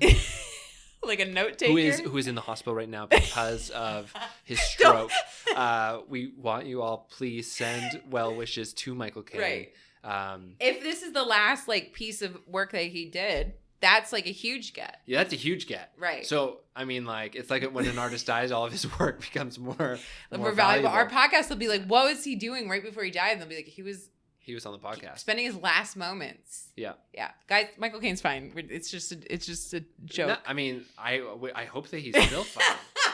But the doctors say that he's going to be in a kind of touch and go situation. Maybe I'll do Knives Out. Ooh, Knives Out is good. Did it get nominated for? It got nominated for best screenplay, but not. I don't think best picture. I would see Knives Out again. I like that movie. I'll figure it out.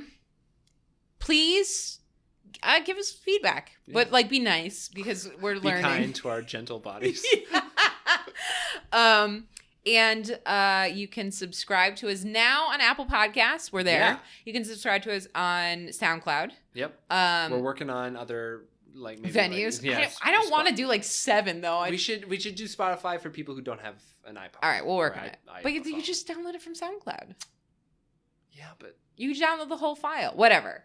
Ooh, I got a bad burp there. Ooh, jeez. Minus 5 points. You can follow our Twitter. At Movie v Movie Pod. Yeah. Movie v Movie Pod, yes. Yeah. You can also follow Mary us individually. At Alyssa Caliente. You can be in the first 100 subscribers. You could get in at the ground Nick has floor. no followers. Right now, the podcast account, which I created a couple days ago, has more followers than Nick. Which he's I'm feeling trying a little. Not to he's take also personally. He's also simultaneously learning how to use Twitter. Yeah, I tried to do. He's what trying Mary on different did. hats. Yeah, and none of them fit quite well yet. But if you want to listen, it takes a while to get up to this level of skill. If you do want to follow me, please do. It's at the Nick Perrin. He's an actor. I'm an actor. Go see him and stuff. Yeah, if you're in the Boston area, I'll let you know when I'm in the next thing. I'm taking his life is kind of like taking an improv class. Yeah, I'm one of those actors. So if you want to see an improv show, just let me know and I'll hook you up. You could have like a whole fan base from this. Oh my god. We'll have them like wear like t-shirts and cheer your name. Is that what happens King. at improv? Water King. Water King. Cool. And we're gonna set up a Patreon. So, like we've set it up, we're going to like actually disperse a link to it in a way where people can find it. So if you enjoy what we're doing this all by ourselves and like learning. In empty rooms with stolen equipment. It's Bar Road. Oh, so, yeah, Bar Road, dear listeners. If you enjoy this and think we're doing a good job and want us to continue doing so, throw us like $1, whatever you can spare. That'd be so cool. Every single bit of everything that we receive will be spent on water rights, and you will have access to that water.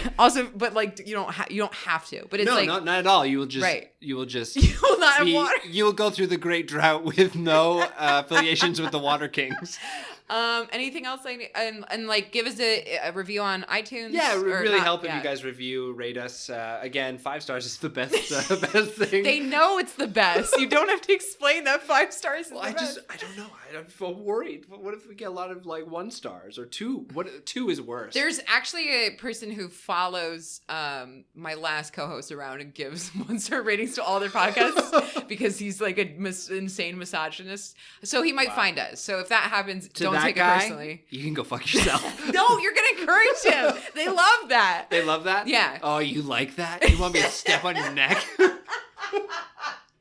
get off on being told you're a bad boy. Oh my god. We need to end this podcast. Thank you so much for listening and watch movies. Watch more movies. Again, I'm going to be doing Hustlers. And I'll be doing The Farewell. Which we are excited to talk about. Yes. Hopefully we'll agree on more things. So watch them and so we can you'll understand what the fuck we're saying, I guess. Cool. Bye. Love you.